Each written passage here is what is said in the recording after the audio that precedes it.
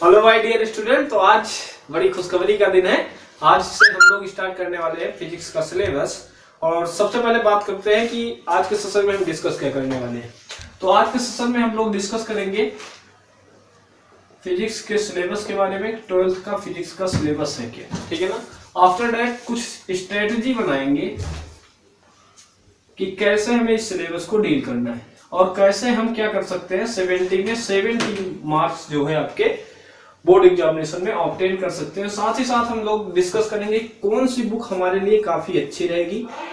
ये सारी चीजें आज के सेशन में, जो कि बच्चों का काफी सारा डाउट आता है, वो सारी चीजें आज के सेशन में हम लोग डिस्कस करने वाले हैं। सबसे बात करते हैं फिजिक्स 12th में का सिलेबस क्या है। तो हमारे जो फिजिक्स का जो सिलेबस है वो बेसिकली फिजिक्स की 2 बुकें यहाँ पे अवेलेबल है, जिसको बोलते हैं वॉल्यूम फर्स्ट और क्या बोला जाता है फिजिक्स सेकेंड, जिसको हम बोलते हैं फिजिक्स का वॉल्यूम 2, ठीक है ना। वॉल्यूम फर्स्ट की अगर हम बात करें तो हमें बेसिकली वॉल्यूम फर्स्ट में डिस्कस करना है इलेक्ट्रोमैग्नेटिज्म के बारे में। किसके बारे में डिस्कस करना है?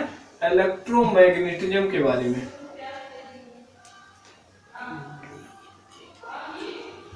और दूसरा पार्ट इसी का डिस्कस करना है इलेक्ट्रोमैग्नेटिक थ्योरी।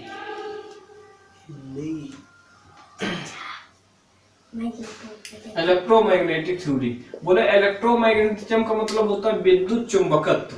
क्या पढ़ना भाई? विद्युत चुंबकत्व के बारे में बात करनी है। और दूसरा टॉपिक इसी से रिलेट करता है जिसको बोलते हैं इलेक्ट्रोमैग्नेटिज्म, जिसका नाम क्या है? सॉरी, इलेक्ट्रोमैग्नेटिक थ्योरी, जिसमें हमें बात करनी है विद्युत रासायनिक विद्युत चुंबकीय तरंगों के बारे में। विद्युत चुंबकीय तरंगों के बारे में बात करनी है। बात अगर करें तो ये वॉल्यूम हमारा फर्स्ट है। वॉल्यूम सेकंड में हमको डिस्कस करना है ऑप्टिक्स। क्या बात करनी है? ऑप्टिक्स बोले तो प्रकाशिकी के बारे में डिस्कस करना है। और दूसरा टॉपिक हमें इसी में पढ़ना है मॉडर्न फिजिक्स भी डिस्कस करना है। मॉडर्न फिजिक्स बोले तो आधुनिक भौतिक, ठीक है ना, आधुनिक भौतिकी के बारे में डिस्कस करना। और थर्ड पॉइंट पे हमें डिस्कस करना है इलेक्ट्रॉनिक्स। क्या बात करनी है? इलेक्ट्रॉनिक्स की पार्ट की बात करनी है, जिसे हम बोलते हैं इलेक्ट्रॉनिक्स, जिसमें हमें डिस्कस करना है हमें डिस्कस करना है ट्रायोड, डायोड, ठीक है ना, ये सारे रेक्टिफायर, इन सारी चीजों पे डिस्कस करना है। इसी से रिलेट करती हुई एक और ब्रांच इसी में रिलेट करती है, जिसे बोलते हैं कम्युनिकेशन, जो संचार व्यवस्था है, उसके भी बारे में हमें वॉल्यूम सेकेंड में डिस्कस करना है। तो बेसिकली जो फिजिक्स का सिलेबस है, फिजिक्स को सबसे पहले 2 पार्ट में डिवाइड किया जाएगा, जिसको बोलेंगे volume first, volume second. Volume first में हमें सिर्फ इलेक्ट्रिसिटी के बारे में बात करनी है, मतलब चार्ज की प्रॉपर्टी को डिस्कस करना है, जिसको हम बोलते हैं इलेक्ट्रोमैग्नेटिज्म और क्या है इलेक्ट्रोमैग्नेटिक थ्योरी। मतलब 2 पार्ट से इसके बनते हैं। पार्ट फर्स्ट में हम लोग डिस्कस करेंगे इलेक्ट्रोमैग्नेटिज्म के बारे में, जिसको बोलते हैं विद्युत चुंबकत्व। और दूसरे पार्ट में हम बात करेंगे इलेक्ट्रोमैग्नेटिक थ्योरी, मतलब विद्युत चुंबकीय तरंगों के बारे में। फिजिक्स सेकेंड में हमको डिस्कस करना है, इसमें बेसिकली 4 पार्ट्स है हमारे पास। पहली यूनिट इसकी प्रकाशिकी है, मतलब सेकेंड में ही हमको डिस्कस करना है प्रकाशिकी के बारे में। फिर हमें डिस्कस करना मॉडर्न फिजिक्स, आधुनिक भौतिकी, और उसके बाद हमें डिस्कस करना इलेक्ट्रॉनिक्स। और फोर्थ यूनिट जो है हमारी वो क्या है? कम्युनिकेशन या संचार व्यवस्था है। तो ये सारी चीजें फिजिक्स सेकेंड वॉल्यूम सेकेंड में हम लोग डिस्कस करेंगे। वॉल्यूम सेकेंड में हम लोग डिस्कस करेंगे। अब बात आती है कि फिजिक्स का टॉपिक हमें डिस्कस कैसे करें, जिससे हमारे 70 में 70 जो थ्योरेटिकल टॉपिक है, थ्योरेटिकल पेपर होने वाला, उसमें 70 में 70 हमको मिल जाए। तो सबसे पहले बात करें क्या रणनीति होनी चाहिए। लेकिन कुछ बच्चों को लेकर बुक से रिलेटेड भी प्रॉब्लम्स आती है, ठीक है ना। तो यहाँ पे हम सबसे पहले कुछ रणनीतियां बनाएंगे, किस तरीके से हम फिजिक्स में 70 में 70 ऑब्टेन कर सकते हैं। तो सिलेबस समझ में आ गया होगा। फिजिक्स की 2 बुक हमें पढ़नी है, volume first, volume second. Volume first में हमें चार्ज की प्रॉपर्टी डिस्कस करनी है, और दूसरे में हमें क्या करना है, उसी चार्ज के एप्लीकेशन इलेक्ट्रॉनिक्स में देखने हैं, ठीक है ना। तो 4 यूनिट उसमें, 2 यूनिट इसमें, ये सारी चीजें हमें डिस्कस करनी है। अब बात करते हैं कि स्ट्रेटजी क्या होगी। तो सबसे पहले हमें पता है जो हमारा सिलेबस है वो बेसिकली बेस्ड है एनसीईआरटी पे। किस पे बेस्ड है? एनसीईआरटी पे। अब एनसीईआरटी में बात करें तो यहाँ पे पेपर 2 पार्ट्स में डिवाइड हो जाएगा, ठीक है ना। 70 थ्योरेटिकल और 30 हमारा क्या है? प्रैक्टिकल का, ठीक। ये सारी चीजें आपको समझ में आती है। अब 70 और 30 का जो रेशियो बन रहा है, 70 और किसका? 30 का जो रेशियो बन रहा है, इसमें 70 हम कैसे ऑब्टेन करें? तो हम तो बोलते हैं भाई कई सारी रेफरेंस बुक मार्केट में है, लेकिन जो 100 में 100 आपको मिल सकता है वो सिर्फ एनसीईआरटी से ही मिल सकता है। लेकिन एनसीईआरटी का जो लैंग्वेज होता है वो जनरली समझ में नहीं आता है। तो आप अगर सेशन में कंटिन्यू बने रहेंगे तो हम एनसीईआरटी को बेस बना करके पूरी बातें आपके सामने एक कह सकते हैं सहज भाषा में और समझाने का प्रयास करूंगा। इसलिए एनसीईआरटी ही हमारा बेसिक है। जितने भी क्वेश्चन यहाँ से आएंगे वो एनसीईआरटी से ही आएंगे। तो फर्जी किताबों को पढ़ने से कोई जरूरत हमें नहीं समझ में आती कि हमें अगर 70 में 70 मिल सकता है एनसीईआरटी से, तो हमें ज्यादा से ज्यादा प्रेफर करना चाहिए एनसीईआरटी। थोड़ी लैंग्वेज टफ है लेकिन इतनी भी ज्यादा टफ नहीं है कि हम उसको इजीली समझ ना सके। तो हम एनसीईआरटी को बेस बना करके सिलेबस को डिस्कस करेंगे। आफ्टर दैट हमने बात की जो बुक है, बुक हम बेस किस पे चलेंगे, एनसीईआरटी पे। एनसीईआरटी के जो क्वेश्चंस हैं उसको भी हम न्यूमेरिकल्स पॉइंट ऑफ व्यू से भी सॉल्व करेंगे, न्यूमेरिकल्स के पॉइंट्स ऑफ व्यू से भी सॉल्व करेंगे।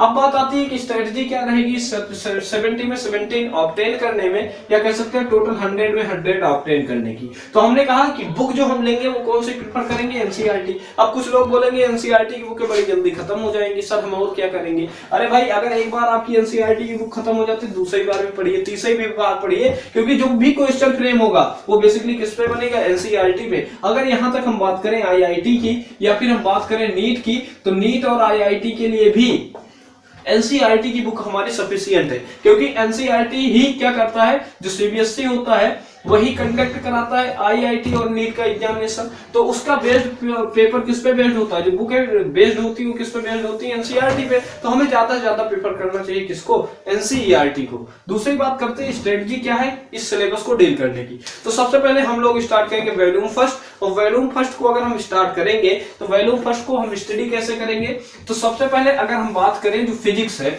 फिजिक्स, ठीक है ना, फिजिक्स में हम बेसिकली किसके बारे में बात करते हैं, फिजिकल क्वांटिटीज के बारे में बात करते हैं। वो सारी जो घटनाएं होती हैं जो हमारे दैनिक जीवन में घटित होती हैं, ठीक है ना, दैनिक जीवन में घटित होती है, उसी की स्टडी तो फिजिक्स है। जैसे पंखा चल रहा है, पंखा कैसे चल पा रहा है, हम अगर रास्ते पे चल रहे हैं तो कैसे चल पा रहे हैं, इन सारी चीजों के बारे में तो हम स्टडी करते हैं फिजिक्स में। तो फिजिक्स में हमें बेसिकली डिस्कस क्या करना पड़ता है, फिजिकल क्वांटिटीज के बारे में या फिजिकल भौतिक राशियों के बारे में हम डिस्कस करते हैं। तो अगर हम स्ट्रेटजी की बात करें तो सिलेबस को बहुत इजी से समझा जा सकता है, भूलने वाला भी सिलेबस नहीं है। इसलिए हम सबसे पहले क्या करेंगे, भौतिक राशियों के बारे में डिस्कस करते हैं, जो कि हम ऑलरेडी भौतिक राशियां जो हैं, जो भौतिक राशियां हैं जो कि हम ऑलरेडी 11th में पढ़ चुके हैं, ठीक है ना, उसको हम बेस्ड बनाएंगे। तो जैसे अगर फर्स्ट चैप्टर हम स्टार्ट करते हैं तो चार्ज की प्रॉपर्टी पे डिस्कशन करना शुरू करते हैं। तो चार्ज क्या होता है, चार्ज के सराउंडिंग में उसकी वैद्युत क्षेत्र भी क्रिएट हो सकता है, वैद्युत क्षेत्र से r डिस्टेंस पे हमें इलेक्ट्रिकल पोटेंशियल कैलकुलेट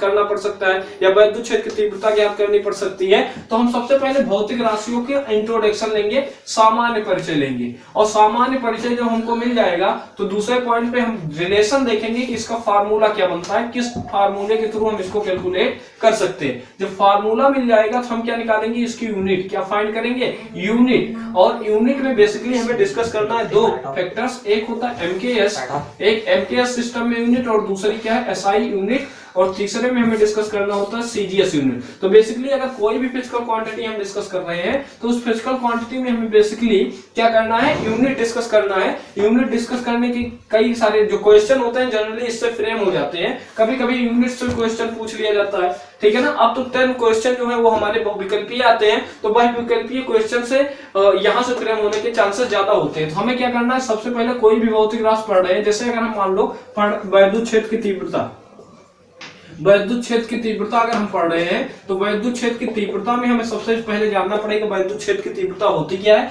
फिर उस पर हम देखेंगे फार्मूला क्या बनता है। जब फार्मूला मिल जाएगा तो हम उसकी यूनिट डील करेंगे, और यूनिट में हम यूनिट तीनों तरीके से कैलकुलेट करेंगे। एमकेएस हम लोगों ने बात किया क्या, वैद्युत क्षेत्र की तीव्रता पे, तो हमें सबसे पहले वैद्युत क्षेत्र का परिचय देखना पड़ेगा, फिर उसका फार्मूला, फिर फार्मूले के बेस पे हम उसकी यूनिट कैलकुलेट करते हैं। और यूनिट के बाद ही जस्ट हम क्या करेंगे भाई, यूनिट के जस्ट बाद ही हम इसका निकालेंगे डायमेंशन। क्या निकालेंगे, डायमेंशन। डायमेंशन बोले तो बीमा, तो बीमा कैसे कैलकुलेट करेंगे, ये सारी चीजें हम सेशन में समझेंगे। देखिए आप 11th पढ़े हैं या फिर नहीं पढ़े हैं, लेकिन 12th का 11th से लेना देना कुछ नहीं है, थोड़ी सी बीमा और मात्रक पे बात है। तो जैसे हम क्वांटिटी पढ़ाते चलेंगे आपको बीमा और डायमेंशन समझाते हुए चलेंगे, ठीक है ना। तो ये सारी चीजें आपको हमें हमारी एक छोटी सी स्ट्रेटजी रहेगी सिलेबस को डील करने की। मतलब बुक हमें प्रिफर क्या करना है, एनसीईआरटी ही लेके चलना है, ज्यादा पढ़ने की कोई जरूरत नहीं है।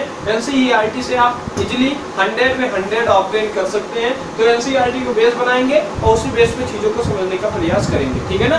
तो हमें क्या करना है, सबसे पहले कोई भी भौतिक राशि मिल जाए, जैसे भौतिक क्षेत्र की तीव्रता मिल गई तो उसका परिचय देखना पड़ेगा, सामान्य परिचय डिफिनेशन क्या है, फिर उसके फार्मूले पे हम बात करेंगे, फिर फार्मूले के बाद यूनिट देखेंगे। यूनिट में हमें तीनों पद्धतियों से यूनिट पूछी जा सकती है, एमकेएस, सीजीएस, एसआई, सारी यूनिट हम कैलकुलेट करेंगे।